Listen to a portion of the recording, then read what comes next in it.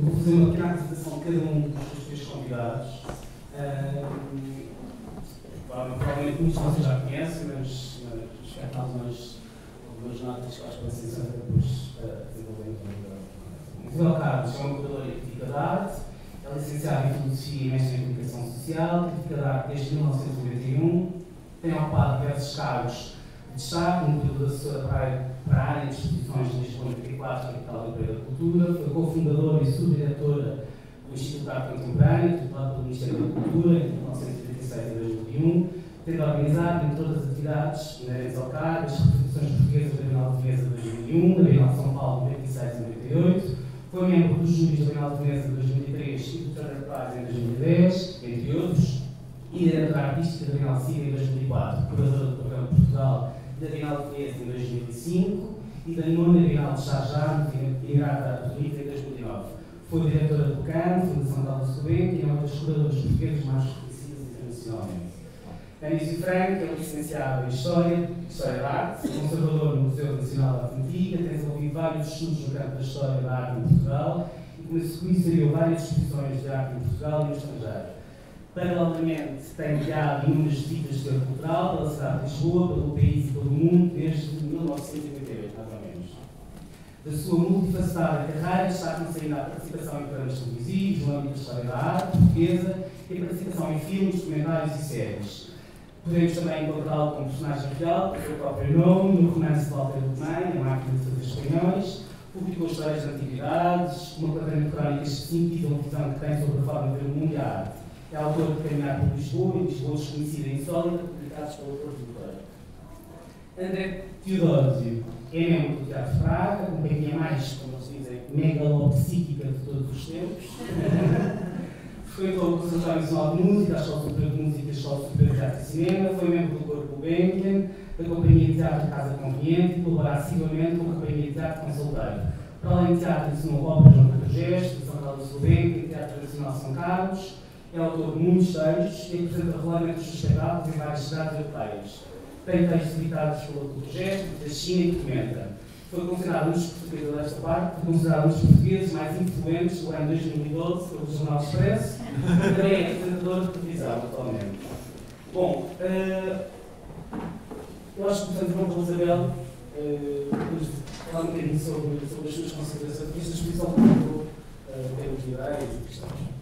Obrigada, Pedro. Primeiro que tudo, queria agradecer à Fundação Carmona Costa e ao Pedro Faro o convite para participar nesta conversa, acompanhada por dois homens da palavra, o que me torna aqui com esta moldura humana claramente o elo mais frágil, porque entre a sapiência e a capacidade de comunicação e de contar histórias, e nomeadamente as histórias da história da arte do Anísio Franco e o André Teodósio, que para além de saber dizer muito bem, porque é ator, é também um escritor e um homem da palavra e do conceito.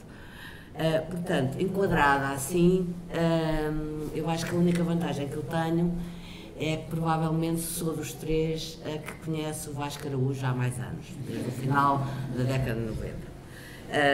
E portanto serei um bocadinho mais provocadora, talvez por causa disso, ou vou tentar, queria começar por dizer que a obra do Vasco Araújo, desde o início, tem para mim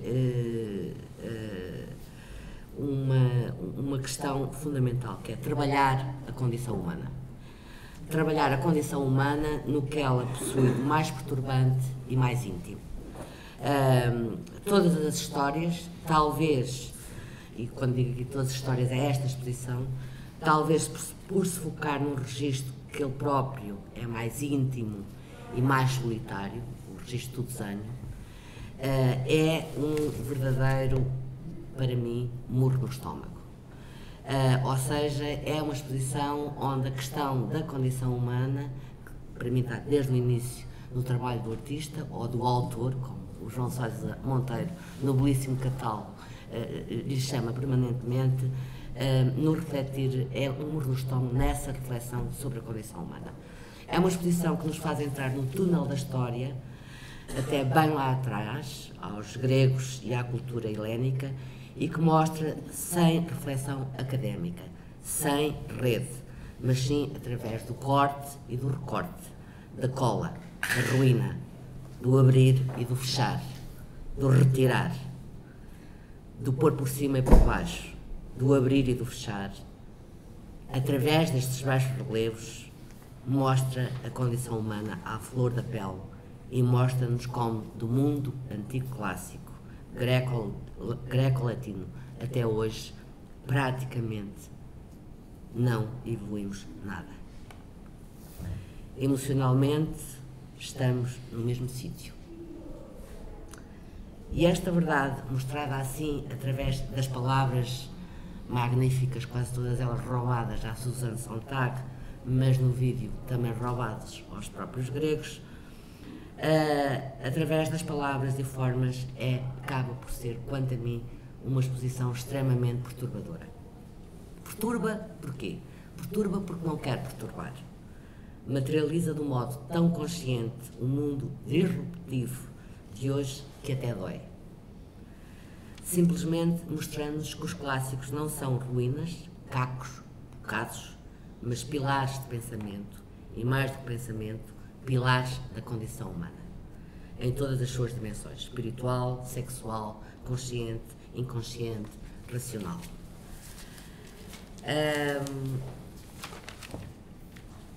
E nesse sentido, para mim, e de certeza que ao longo desta conversa a questão da escultura e do desenho vai surgir, portanto eu não vou adiantar-me.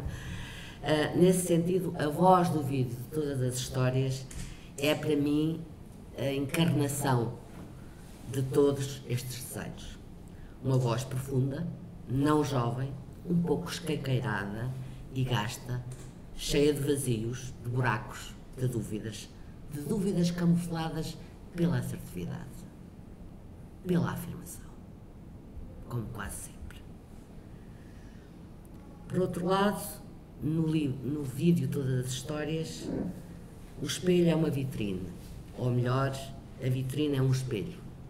Olhamos e o que vemos não é só o nosso reflexo, fragmentado, mas povoado de fantasmas do passado, vasos gregos que contam histórias violentas e cruéis. Todas as histórias, e remeto para o catálogo magnífico, onde poderão ler todos os textos, não só que estão nos desenhos, como também os textos do vídeo. Finalmente, deixo para a provocação, vou tentar ao longo desta conversa usar palavras, algumas palavras e não usar outras. Palavras que não vou usar. Orgânico. Usar escrever. Não usa a palavra orgânico, usa a palavra corpo. Não vou usar a palavra layers, tradução de camadas. Vou usar pensamento. Não vou usar qualquer coisa que tenha como início trans. Transsexual, transgénico, transnatural, transcultural. Vou usar pluralidade, diversidade, eventualmente. Não vou usar rede. Não há cá coisas em rede aqui, não. É mesmo sem rede. Na rede social, na rede virtual, não há rede. Há sexualidade, há realidade. Essas coisas. Não vou usar a palavra agenda. Não estou interessada na palavra agenda. Mas estou interessada na palavra tempo. Não vou usar a palavra imagem em movimento, audiovisual. Não, posso usar talvez cinema, vídeo. Não vou dizer a palavra selfie, não. Mas vou dizer a palavra autorretrato. Não vou usar a palavra gadgets, mas vou usar a palavra utensílios, móveis, vasos, cadeiras, mobiliário. Não vou usar a palavra arquivo. Não. Mas vou usar a palavra memória. Não vou usar a palavra ecologia. Não estou interessada, mas vou usar a palavra natureza. E os clássicos, não como ruínas, mas como pilares do que vai ser, penso eu, esta nossa conversa. Muito obrigado também.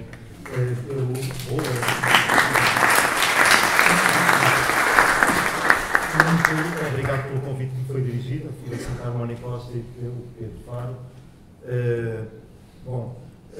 Aqui a minha perspectiva desta exposição, eu não sou da arte contemporânea, como bem sabem, sou da arte antiga, e é sobre esse ponto de vista que me interessa efetivamente esta exposição do Vasco Araújo, e sobre o outro ponto de vista que me interessa particularmente, que é o colecionismo, a questão das coleções e a questão da obsessão do colecionador, e que todas estas peças que aqui estão expostas metem exatamente para essas questões e para questões contraditórias, como é nesta sala que aqui temos, que me interessa particularmente, carregada de citações de um livro que muito admiro, também Isabel, que é o Amante do Vulcão, da Suzanne Sontag, e da descrição sistemática e obsessiva das próprias peças. O suporte, e esta é uma das questões que com certeza vamos aqui debater, o desenho e a escultura. O Vasco tem formação em escultura, mas para mim é a mesma coisa, exatamente, vou já dizer aqui à partida, para a discussão, e este desenho obsessivo e linear que traduz exatamente não só o desenho clássico dos vasos gregos, como o desenho produzido no período a que remete a obra da Suzanne Sontag e do colecionador o Hamilton, que ela espero que já todos tenham lido, imagino que todos tenham lido, naturalmente. Se não tiverem lido, têm que ler. Vão para casa ler, exatamente. O Amante do Vulcão, exatamente. Com uma belíssima tradução para português.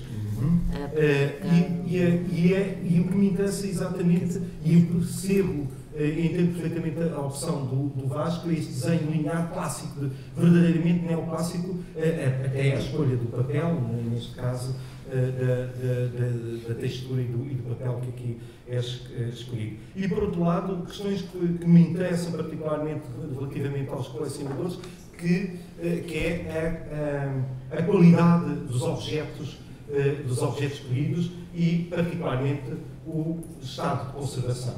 E basta visitarmos aqui a coleção da Fundação Carmónica Costa aqui ao lado e, se bem percebemos e entendemos, todas aquelas peças estão imaculadas, sem mácula. Ao contrário, exatamente do que acontece na outra sala que temos a seguir, em que as peças são trazidas do passado, recuperadas do passado, com as suas máculas, com as suas falhas, coisa que naturalmente não é uma opção para um colecionador, mas sim para um arqueólogo que resgata a memória. Posso dizer memória? Podes. A memória, sim. Resgata. É que eu não escrevi as palavras. E que resgata exatamente a memória, mas em fragmentos, e que quer recuperar e remontar essa memória. Não é, naturalmente, uma opção de um colecionador. Eu não conheço colecionadores que guardem cacos. Que, senão nós, as pessoas dos museus, é que gostam de cacos e de peças aos bocados, e que se podem remontar e expor. Portanto, neste caso, interessa-me esse confronto das duas, que eu penso que o Pedro terá naturalmente pensado nisso, das duas opções, e da obra do autor, não é? Também podes ter artista. Deste autor, do Vasco Araújo. E é isso que me interessa particularmente, não sei o que é que a discussão depois onde nos levará, mas interessa-me particularmente essa questão da conservação dos objetos e da forma como as peças são conservadas, destas peças que são visíveis e palpáveis, e das outras que são as nossas, com que nós trabalhamos nos museus que não são já tangíveis e que estão atrás das tais vitrinas que refletem a nossa imagem ao olharmos para as peças. É sobre isto que eu gostaria de falar. Deixo a palavra ao nosso André Teodósio. Bom, não sei, acho que me estão a ouvir. Não sou muito bom com o microfone. Mas primeiro agradeço o convite, que é um bocadinho impensável para mim estar aqui a falar numa exposição de artes plásticas no museu, porque não tenho, quer dizer, não, o meu trabalho não visa normalmente artes visuais, ou pelo menos quando é apresentado em espaços expositivos, normalmente é associado a performance ou teatro, ou um pouco como um alien não objetificador. Mas pronto, porque escrevo livros com o Vasco e de alguma forma temos colaborado, achei que poderia falar um pouco sobre o meu interesse no trabalho do Vasco. E quando vim ver esta exposição, eu lembrei-me da Torre Bela, de uma cena em que as pessoas invadem uma casa e ficam deslumbradas com aquilo a que nunca tiveram acesso, e eu tive a mesma sensação, mas ao contrário, eu fiquei deslumbrado pelo terror e pelo trágico a que normalmente não tenho acesso, ou pelo menos um adorável, que é a exposição do adorável, ou a apropriação dessa ideia de adorável enquanto terror. E para mim, por isso é que esta questão, que eu hoje comecei através de um post de uma rede social, essa palavra que não pode ser dita, eu lancei uma pergunta: qual era a diferença entre o desenho e a escultura, e que para mim isto tornou-se claro que tudo que está aqui é uma escultura, porque o trabalho que me interessa no Vasco é um trabalho dessa super encenação, que é um tema que é muitas vezes abordado nos nossos livros, e que eu tentarei explicar aqui numas notas, se for possível. Eu às vezes escrevo uns textos assim que ninguém compreende, mas para mim é muito importante, antes de poder morrer, pelo menos dizê-los, ainda que ninguém os compreenda. E também não há garantia necessariamente que, por serem mais fáceis, ou utilizar algumas palavras que sejam mais entendíveis. Mas pronto, bom, esta exposição do Vasco Araújo, portanto, quando tiverem fartos podem levantar a mão, eu sou super democrático, e vamos a isso na conversa. Esta exposição do Vasco chama-se Todas as Histórias, mas convém relembrar que quando nós entramos nela, estas todas as histórias partem só de uma história única, como a Isabel já tinha referido.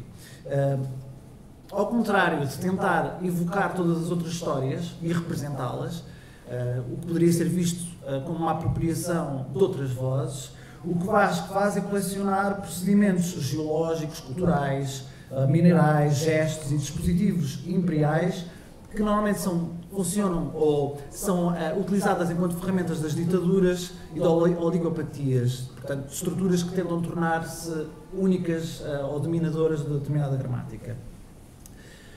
Assim sendo, esta exposição não propõe nada de novo, nessa ideia de novo que nós temos.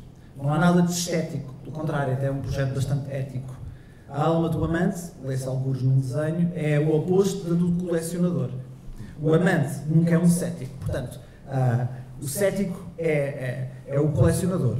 É o grande colecionador que tarde na sua vida se torna se tarde na sua vida se torna um amante, é porque o seu instinto afrouxou. O Vasco Araújo é um colecionador, portanto, tudo o que ele coleciona é o princípio dessa destruição que me fez sentir a mim entrar numa espécie de Torre Bela ao contrário.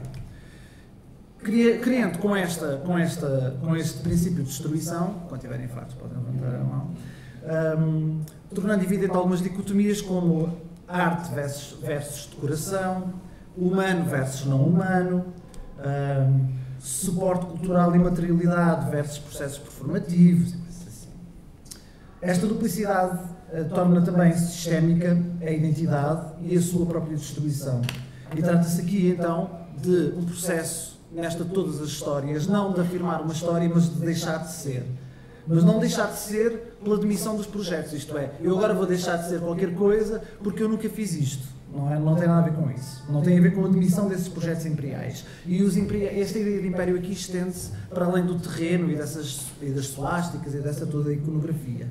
É também imperial a lógica de mapas, a língua, as linguagens, também os artefactos culturais, sejam desenhos ou a própria performatividade da maneira como alguém se comunica com alguém, ou como os encontros são dados.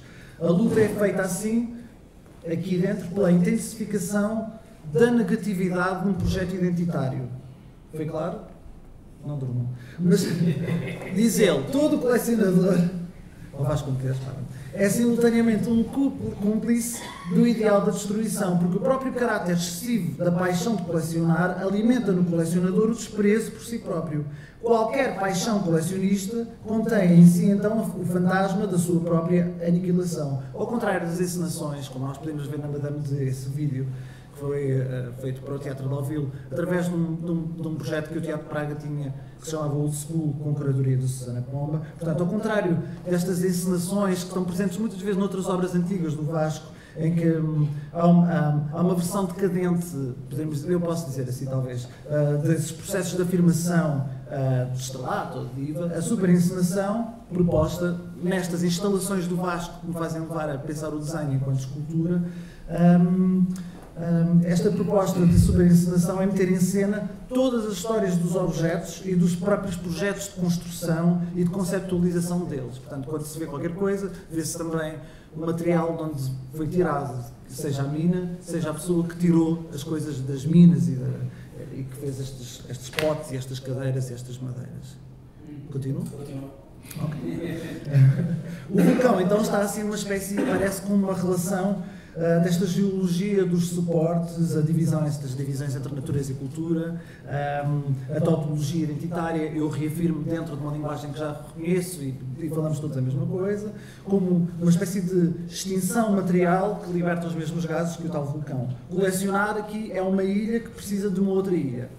Mas esta ilha não é uma ilha que funciona como esta divisão que existe entre cultura e natureza, e daí o fechamento relacional nas ilhas que ele propõe ali, onde podemos detectar às vezes um verde ou um vermelho, como se o verde fosse ainda restício de uma ideia de natural em oposição a qualquer coisa que está a crescer, ou um vermelho cada vez mais sangrento.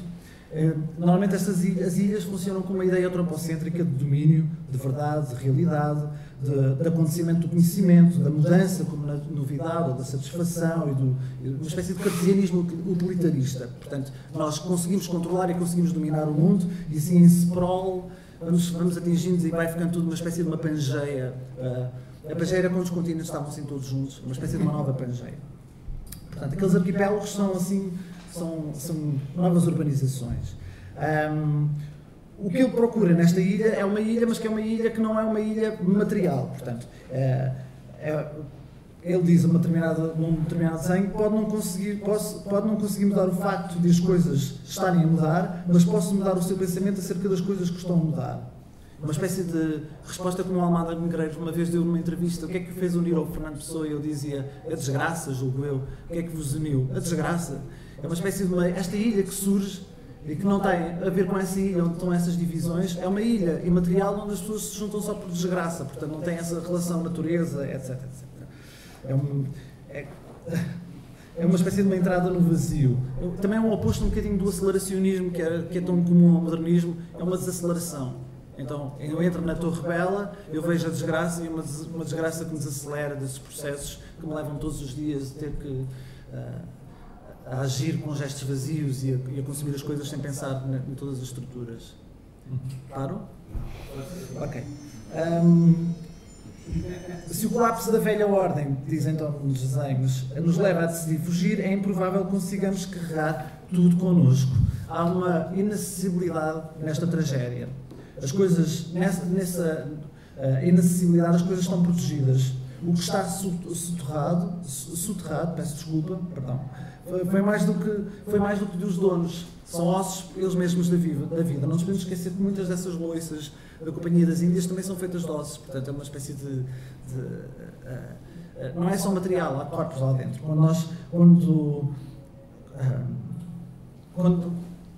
Quando nós temos estes objetos têm matéria, têm vida lá dentro. É isso. Tem essas hierarquias, tem essa... Bom, vou passar um bocadinho à frente e vou tentar terminar. dar luz a esta injustiça é dar luz à negatividade de todos os procedimentos materiais subjugados por um abuso que normalmente é machista, é branco, é europeu, é colonial, etc. E, portanto, esta escultura do Vasco é uma escultura contínua e que tem muitas implicações, muitas vezes, se nós tivermos cuidado em algumas peças do vídeo, de saídas de linguagem, há um diálogo até numa peça do livro que eu não conhecia, em que alguém está a referir-se àquela linguagem como não tendo significado, porque não consegue jogar entre o literal e o figurado. Portanto, esta ideia de sair para um espaço onde nos une a desgraça é a grande escultura do Vasco, que é mais próxima, talvez, e por isso eu falo enquanto encenador, é mais próximo, talvez, de uma super encenação onde deixam de existir humanos enquanto figurantes. É isto. Pronto. E posso só acrescentar aqui uma coisa. Eu, em relação àquela questão do desenho e da escultura, disse exatamente ao André que é a mesma coisa. Não sei, eu vejo isso sob a minha perspectiva, que é uma perspectiva académica, claro, clássica. Desenho e escultura são exatamente a mesma coisa. Quer dizer, qualquer artista do período Guest, do período do 18, sabia exatamente isso, à partida que não era nada distinto. Há uma outra questão que eu me coloco e que agora que eu ouvi o André falar, que é estas peças, aquelas que estão na outra sala, dos fragmentos, são peças de achados arqueológicos, estas que se encontram nas coleções. Isto é uma questão que se me coloca há muitos anos. Elas teriam sido sempre colecionadas. Como é que estes vasos chegaram intactos? Estes vasos gregos chegaram intactos até nós? É uma questão que se me levanta, porque tenho a ideia que não foram encontradas em armários gregos, em escavações arqueológicas e no estado em que elas estão. Eu tenho a ideia que elas foram sempre preservadas, passadas de mão em mão e que chegaram até nós inteiras, como aqui estamos a ver. E vemos hoje nos museus, nas vitrines, carregadas dessas peças, mas que foram parte, nós podemos fazer a genealogia da sua história, recuando até ao colecionador grego. Imaginamos nós que teve as peças em primeira mão e que as mantém intactas. Algumas, obviamente, foram restauradas, ou restauradíssimas e enfim, deturpadas mesmo e alteradas para parecerem mais antigas efetivamente e mais completas do que são efetivamente, mas muitas delas são peças que chegaram até nós extraordinariamente inteiras e isso interessa naturalmente ao colecionador. Nesta visão do André, temos de pensar nos museus como locais de trabalho, como locais trágicos? Não. Não. Isso até me fez doer. Não sei, acho que não é um critério necessariamente. Acho que é. Mas como é que nos podemos relacionar com estes objetos? São factos, tais testemunhos de tragédia, muitas vezes, não é? Mas a condição humana é trágica, não é? Mas tu tens nos museus objetos oriundos de diversos contextos e diversos procedimentos laborais. Portanto, estamos a falar de alguém que vai buscar uma gramática muito específica, como a Isabela disse, no princípio, uma gramática muito, muito específica que orientou e espraiou espraiou mesmo, foi para as praias, tentou ir para as praias todas, o seu pensamento ditatorial, com essas dicotomias, natureza, etc., homem, mulher, não é? Que eles falam que é construir os historiadores, claro, que liga quando se relaciona com os cacos das histórias, não é? Fala também muito todos os documentos do trabalho, essa questão também quer dizer, depende da perspectiva e também do museu. Quer dizer, nós, no Museu da Arte Antiga, ou nos museus da Arte Antiga, preferencialmente queremos peças em bom estado de conservação, mas não com esta opção que os colecionadores têm, não é? Os colecionadores, se uma peça tiver um cabelo, uma peça de porcelana até fica bem, não é? Ter um cabelinho ou outro, dá-lhe autenticidade, mas convém até que não tenha nenhum cabelo. Nós, obviamente, teremos de aceitar, até pela importância histórica que a peça tem, mas depende do museu que é. O Museu de Arqueologia tem outra visão, não é?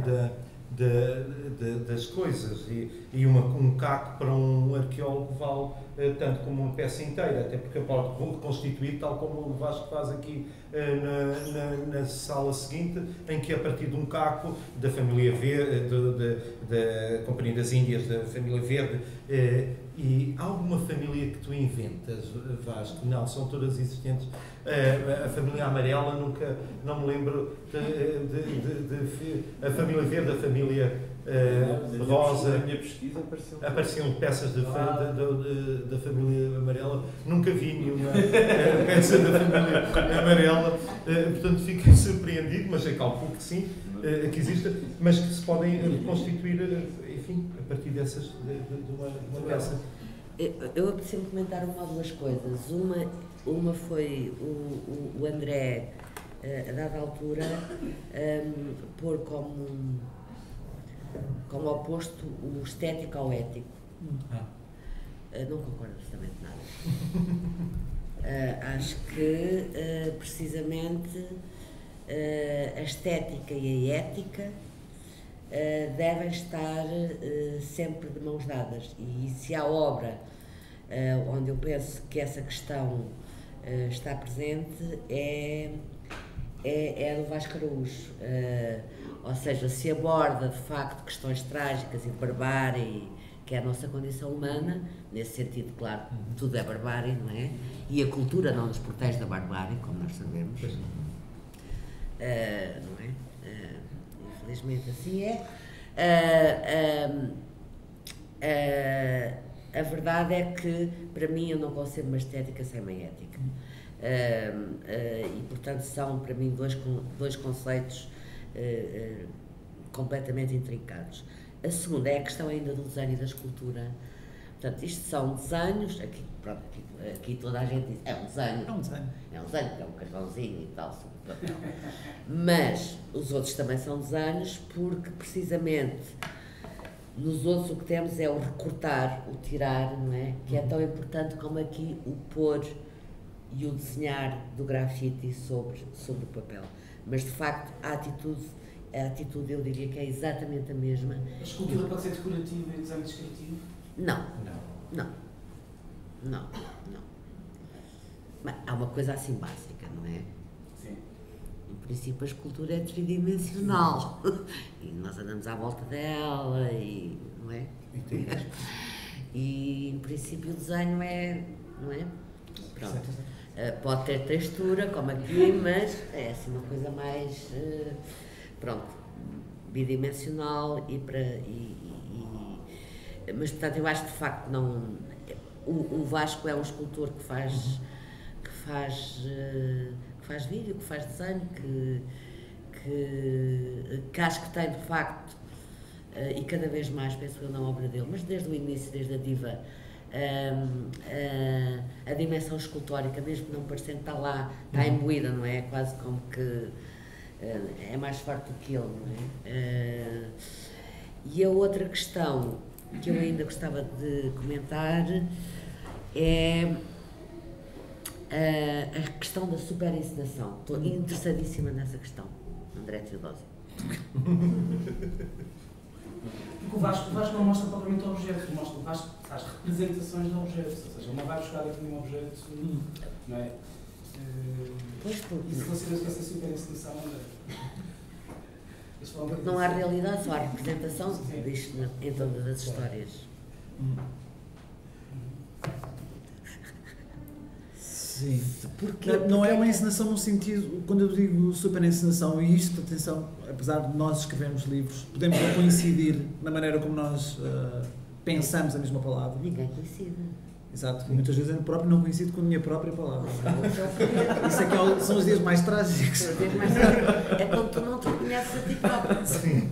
Isso é a tragédia total. Mas uma superencenação no sentido em que não há uma afirmação identitária. Há um reclamar de todos os processos que te levam a pensar onde tu estás. E por isso é que esta história da ética e da estética, ao contrário de um processo de encenação que seria uma afirmação estética em que a gramática é reconhecida, o que eu digo é que há uma consideração ética no procedimento inicial dele, mas não quer dizer que não tenha uma disposição estética. Obviamente ele sabe que está a mediar com as outras pessoas. Está a utilizar os objetos, quais sejam o que quer que sejam esses objetos, para mediar as pessoas. O que eu quero dizer é que ele utiliza isso de uma forma sublime contemporânea, não sublime kantiano. Isto é, aquilo que tu vês, apesar de reconheceres a gramática, não é para te reafirmares dentro daquela gramática. É como eu entrar naquela tal torre bela da negatividade. É para eu ver o que a gramática tem mais do que eu estou a ver. Estes materiais implicaram processos geológicos destrutivos, implicaram forças laborais destrutivas, territoriais destrutivas, e portanto, ao reclamar isto tudo para aquilo que estou a ver, eu só vejo tragédia em tudo aquilo que normalmente me é dito que é belo. Portanto, é nesse sentido que eu falava mais de um processo ético, porque muitas vezes eu sinto que as pessoas podem aproximar-se do trabalho do Vasco como estando encostado ou podendo advir de coisas que já são vistas como canónicas dentro de um sistema cultural que depois tentou tornar-se dominante e conseguiu. Mas não é de todo o processo de como antigamente se fazia nos pelintos, não é? Tinhas de ficar 3 segundos encostado para não tremer a fotografia. Não é um processo, isto não é um procedimento de pelinto decorativo. É mesmo uma coisa ética, é mesmo um procedimento ético. Eu vou tentar evidenciar a negatividade toda, mantendo, não sendo como os modernistas, aceleracionista, que não vais perceber nada e vais ficar alienado dentro daquele terror. Vou-te encantar para o terror. Vou-te abrir as portas para tu veres o terror de tudo isto. E, portanto, mesmo... Vou-te seduzir para te dar um morro no estômago. Exato. Por isso é que para mim tem esse lado. É uma escultura nesse sentido. É que a própria disposição dos objetos, de como eles convivem todos em conjunto, permitem-me ver para além do desenho enquanto gesto inscrito dentro da tradição do desenho. Não sei muito bem o que isto quer dizer, mas mais próximo seria uma cenografia de teatro, só que é uma cenografia da vida real. Era só isso que eu queria dizer. Ok. Porque, por exemplo, deixa-me só dizer uma coisa, mesmo que eu acho, sendo completamente estúpido, mas em relação aos cacos, é que aqueles cacos são o contrário daquele procedimento japonês em que normalmente se torna adorável a falha através do dourado. Ele faz o contrário, é tipo, aqui está a racha, aqui está a negatividade. Não é negatividade, é a racha. Sim, não é, quando eu digo negatividade não é no sentido mau, não é a positividade, não é produtividade. Não achas que a racha e o carro e a ruína faz parte da nossa condição humana? Sim, mas mal nascemos, logo começamos a cair aos pecados de Flaubert. Eu acho, mas depois quando eu penso nas falhas que não são bonitas, penso que a falha não é bonita. Isto é, penso nas pessoas, ou nos seres, ou nas coisas que não tiveram, que não encontraram beleza nessa falha, pelo contrário, e deixo de achar logo a falha bonita. Há um livro de Jack Halberstam que é Adora a Falha, e não sei o quê, é tipo, vamos todos falhar, vamos todos ser negativos, e não sei o quê. Sim, porque pronto, és professor universitário e podes optar a falhar, mas quando tudo falha, para as pessoas que não têm opção para dar a volta, para mim não é nada bonito, por isso é que eu digo que as metáforas são metafora para mim. A metáfora é metafora. Não é? Mas bom, desculpa interromper-te, era só isso. Nós temos a vir ao público. Eu acho que sim. Questões sobre as várias coisas que foram ditas aqui, sobre a própria exposição. Tentar com o artista, por isso. O artista já falou. O artista já disse tudo. Mais questões? Não quero o microfone.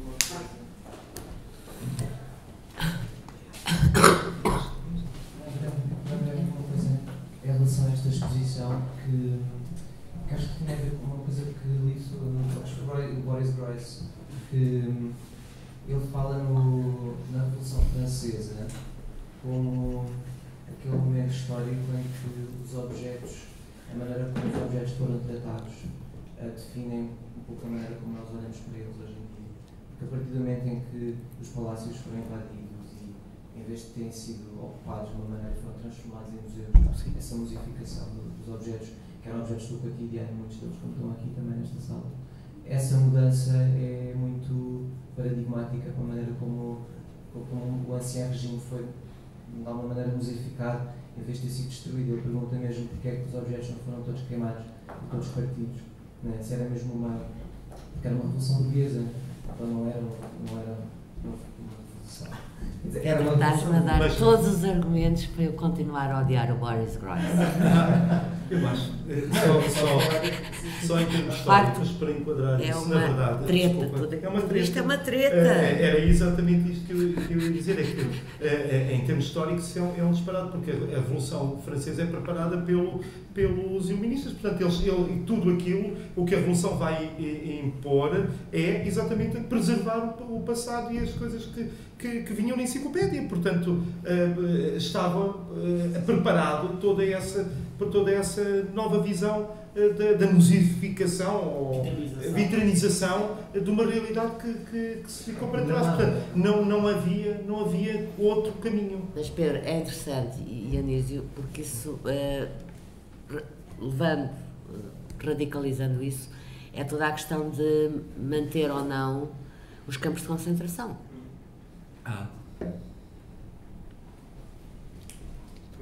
Há que eliminá-los, porque foram, de facto, locais de barbárie extrema, ou não? Reconstruí-los. Ele questiona só a musificação, ou seja, a atitude que foi tomada. Pois, mas é uma questão da treta, é uma questão da treta, como é todo o Boris Groys, na minha opinião, mas está no meu. Ou seja, é de uma superficialidade e da utilização de chavões, é como esta coisa agora de descolonizar o museu. O quê? O que é isso? O que é descolonizar o museu? Portanto, há uma série de tretas. Mas porquê que tu dizes que são tretas? Têm de ser tomadas, quer dizer, de uma maneira, uma perspectiva diferente. Como é que se descoloniza um museu? Não sei.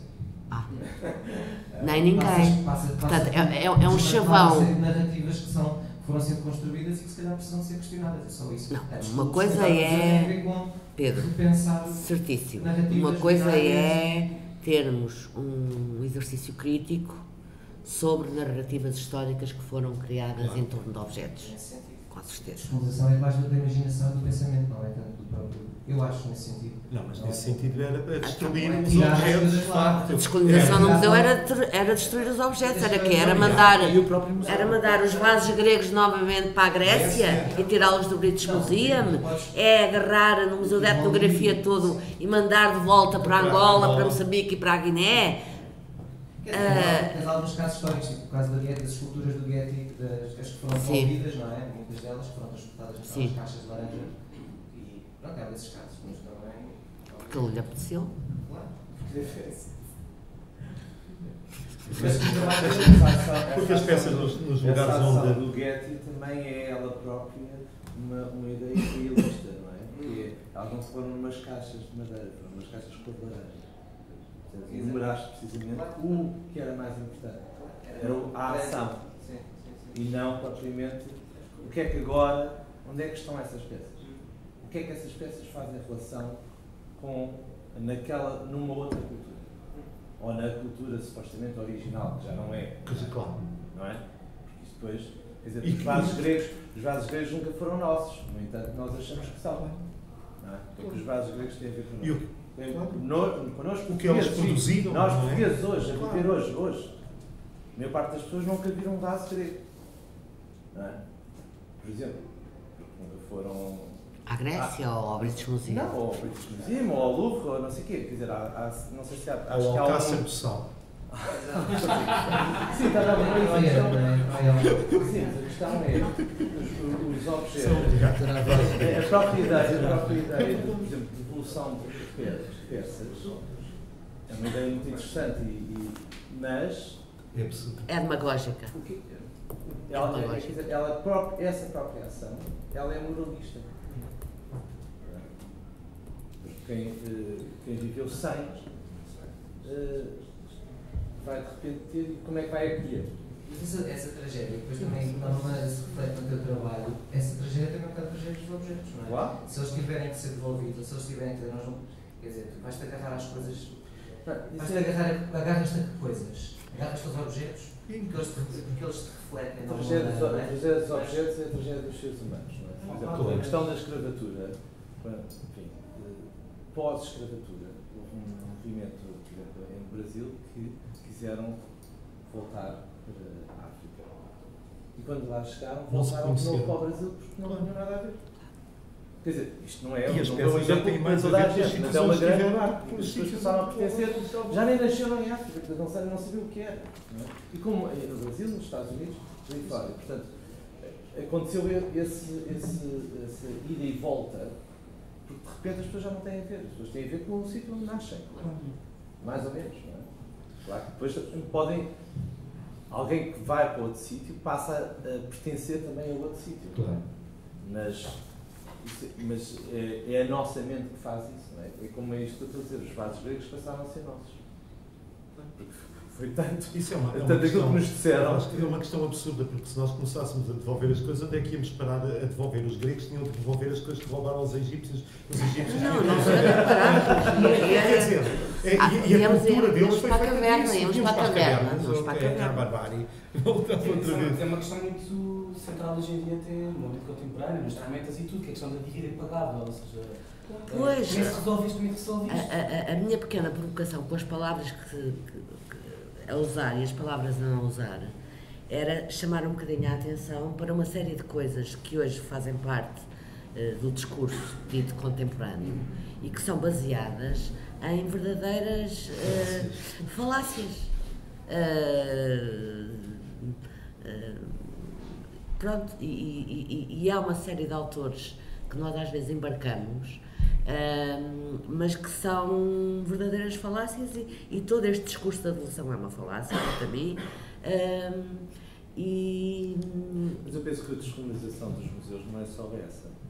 Eu não sei o que é a descolonização dos museus, portanto, eu estou interessadíssima em que alguém alguém me explique. Também não sei. Se for um movimento iconoclasta, quer dizer, isso é uma coisa trágica. Tem coisas que são revisões de formas de, por exemplo, eu estou-me a lembrar de 2 museus que fecharam, tiveram anos fechados. Um é o Museu do Homem, em Paris, e outro o Museu de Tervura. O Museu de Tervura abriu o ano passado e o do Homem também, há 2 anos. E fecharam porquê? Porque eles manifestavam nas suas próprias exposições e nos objetos que lá tinham dentro, mas sobretudo a forma como é que esses objetos eram mostrados, uma determinada mentalidade.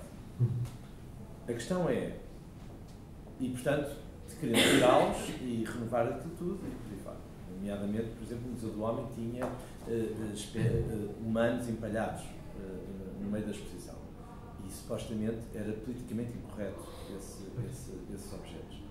A questão principal é mais importante fechar o museu e renová-lo totalmente, ou é mais importante mantê-lo aberto, mas relegendá-lo, não sei se isto Repensar as narrativas. Repensar a narrativa.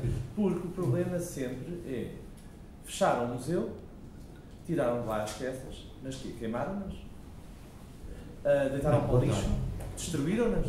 Não, estão num acerto. Olha, daqui a 300 anos vem uma nova descolonização do museu, ou repensamento do museu, ou um novo regime visual, tanto faz, e essas peças vão subir o elevador. E quando vão subir o elevador, elas não foram sequer não foram repensadas. Não foram repensadas e não foram enquadradas verdadeiramente. Elas ainda estão enquadradas nos anos 20 ou 30, quando aqueles modelos foram feitos. Ou no princípio, ou no fim do século XIX. Exatamente no nosso Museu de Etnografia, que tem coleções extraordinárias, se calhar as melhores do país, que são as coleções africanas e que não são mostradas propositadamente, exatamente por causa dessa questão, enfim, do preconceito contra o neocolonialismo ou as questões colonialistas que se querem apagar completamente. Anos que essas peças não aparecem exatamente para não ferir suscetibilidades. Mas, por exemplo, é mais importante que elas não apareçam ou era mais importante que elas Era óbvio que elas aparecessem e repensadas. Não, contextualizadas. A questão é contextualizadas, não é? Ou seja, contextualizadas. Não... Tu a esse nível tens uma experiência que se calhar podes contar em Coimbra, no Portugal dos Pequeninos. Sim. Uma tentativa de... Sim, precisamente. Esse caso do Portugal dos Pequeninos. Sim, eu acho que é impossível voltar atrás. Estamos todos na lama até ao joelho. E, portanto, a única coisa que podes fazer ou dar voz a quem ainda não teve voz, ou ter projetos como estes, em que tu não tentas substituir a voz nem falar por alguém, mas, pelo contrário, tentas evidenciar os tais procedimentos laborais, performáticos. Não nos podemos esquecer que estas cadeiras têm maneiras de sentar, os jarros têm maneiras de beber, portanto, todos estes artefactos. Em séries, ainda por cima, que são como algoritmos, portanto, isto é multiplicado, são séries infindáveis, quer dizer, ficar aqui, ler as legendas de todos os desenhos, algumas legendas repetem-se, funcionam com a mesma lógica de algoritmos, isto repete-se, já não sabemos de onde é que vem o quê, portanto, ou é este procedimento de exibição desta coisa destruidora, ou simplesmente dar voz a quem precisa e deve ter voz. Mas eu tinha uma pergunta, por acaso, para a Isabel, em relação, no outro dia fui ver um espetáculo de teatro, vou só falar de teatro, que dizia, era a partir de um texto, já não sei se era do Camus, não interessa, mas dizia que em todas as revoluções, acho que era do Camus, que em todas as revoluções havia, vou dizer a versão menos asneirenta, havia uma prostituta que se virginizava. Portanto, em todas as revoluções há uma prostituta que se virginiza, em nome da revolução. E esta ideia ficou-me na cabeça, e portanto, eu queria saber em relação também a uma coisa que tínhamos falado anteriormente, que estas não são prostitutas, são figuras normalmente da mitologia, etc., que são tão presentes. Como é que tu as lês na obra do Vasco? Pronto, a Dido, a Cleópatra, todas as Sabinas. Pois, leio-as precisamente como pilares do que é o nosso pensamento hoje, não é? E que quer por antítese, ou seja, quer porque queremos ir contra o pilar, não é? Não deixa de ser um pilar, não é? Nós construímos muito contra aquilo que não queremos, não é? E que não... isso faz parte da nossa condição humana e da nossa cultura. Às vezes crescemos mais e encontramos mais em oposição e a dizer não quero isto, do que pela afirmação quero isto. Portanto, vejo-as de facto como pilares e como um bocadinho incontornáveis, não é? Ou seja, nós não conseguimos, por exemplo, o Freud não teria construído toda a sua teoria psicanalítica se não tivesse lido o Édipo de Sófocles, não é? Parece-me óbvio, não é? Portanto, são de facto os grandes pilares da nossa cultura ocidental, não estou a dizer que é da cultura global, mas da ocidental, daquela onde nós nascemos aqui, parecem de facto incontornáveis, e acho muito interessante a revisitação delas e o relembrar precisamente, como duvido todas aquelas histórias. E eu olho sempre para a Paula Sá Nogueira cada vez que digo o vídeo de todas as histórias, porque acho que de facto, mais do que as vitrines e até do que a representação dos vasos gregos, é a voz da Paula que encarna ou que dá corpo, porque eu acredito que a voz tem corpo, mas isso é outra conversa, que dá corpo a todas aquelas histórias, a toda aquela tragédia, aquela dimensão trágica que é o início, quer dizer, é o início do pensamento humano, não é? São os primeiros textos escritos, não é? O Platão achava mesmo que a escrita ia dar cabo da humanidade porque ia acabar com a memória. Também é achava que precisamente o escrever ia terminar com a memória, que a memória era uma coisa fundamental. Eu acho que era um bocadinho exagerado, mas não deixa de ter alguma razão. Mas Nós hoje, como escrevemos tudo e já nem escrevemos à mão, cada um, apesar de tudo, sempre nos obriga a uma coisa mais física e corpórea e que ajuda à memória, mas escrevemos tudo em teclados e digitalizados e não sei o quê. Coitados, quando nos queremos lembrar de alguma coisa é o Google, não é? Não há uma conversa que, epá, como é que se chama aquele? Google, não é? Portanto, o Platão tinha alguma razão, mas claro que também houve um lado super positivo na escrita, não é? Que é precisamente estas narrativas terem chegado até hoje, não só por via oral, não é? Como poderia ser nas comunidades antes da escrita, mas por via escrita e a ver todo o trabalho que houve desde sempre de análise precisamente, e cada século e cada pessoa lê, isso é o que faz um clássico, não é?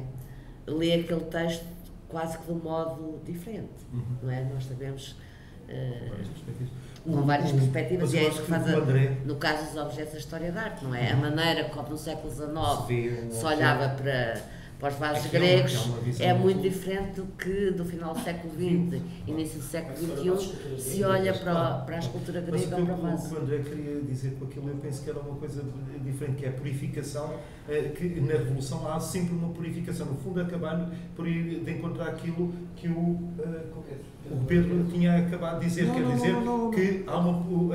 que há uma virginização de uma prostituta, quer dizer que as revoluções provocam essa... Mas isso põe a prostituta como sendo uma coisa negativa, por isso é que eu estava a perguntar como é que funcionou como é que a Isabel lia estas figuras que estavam aqui. Eu senti-me respondido nessa... Muito bem. Eu não estou muito interessada se são virgem ou Sim. Não, sim, mas estava a tentar perceber como é que... Pois, sim. Como é que elas apareciam, sabia como é que elas eram lidas desta forma. Mais perguntas perguntas para trazias? Desculpa. Pedro. Só em relação ao que a Isabel Carlos estava a dizer, eu falo, sim, da escrita, há um ensaio do Jorge Steiner, que é muito interessante, que é precisamente sobre a diferença entre o que é escrito e o que é decorado. Porque o que é decorado vem do afeto, vem do coração. E portanto, a escrita permite, de facto, as coisas manterem-se, mas também serem reinterpretadas.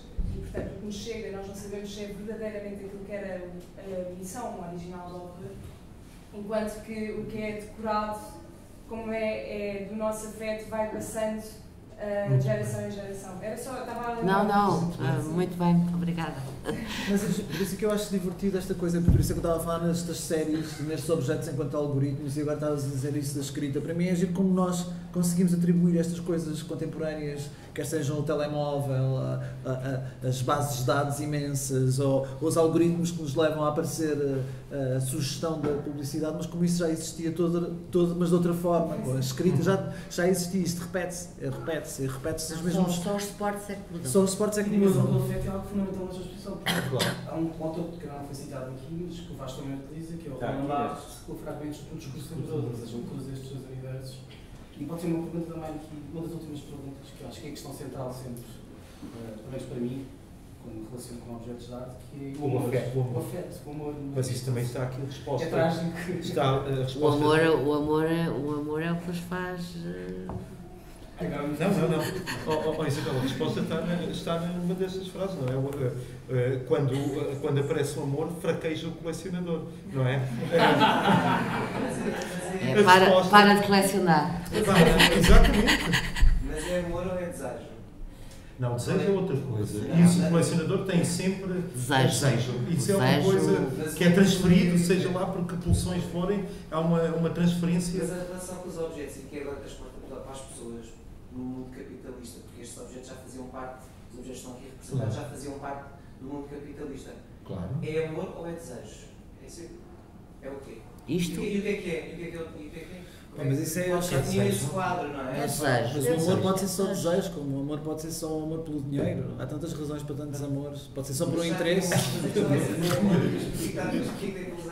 Mas o amor pode ser só aquilo que tu decidiste fazer. É o Pedro. É a confissão do Pedro. É uma Foi o Pedro. E era justamente trazendo a questão da ordem do discurso, ou seja, justamente tu desvalorizar a própria palavra amor, porque ela é uma construção como tudo o resto. Mas o próprio título do Colin Barthes diz fragmentos no discurso. Quer dizer, é uma fragmentação do desejo. O que ele está sempre a falar é sobre a questão do adorável. O que é o conceito de adorável? Não é? It's o conceito lovely. de adorável implica o desejo. Exato. E essa é a união ao livro da Susana Sontag, que ela está a falar que aconteceu um amante, não se pode ser um colecionador, e vice-versa, é porque o tipo de desejo que se tem por objetos, por seres humanos, é o mesmo.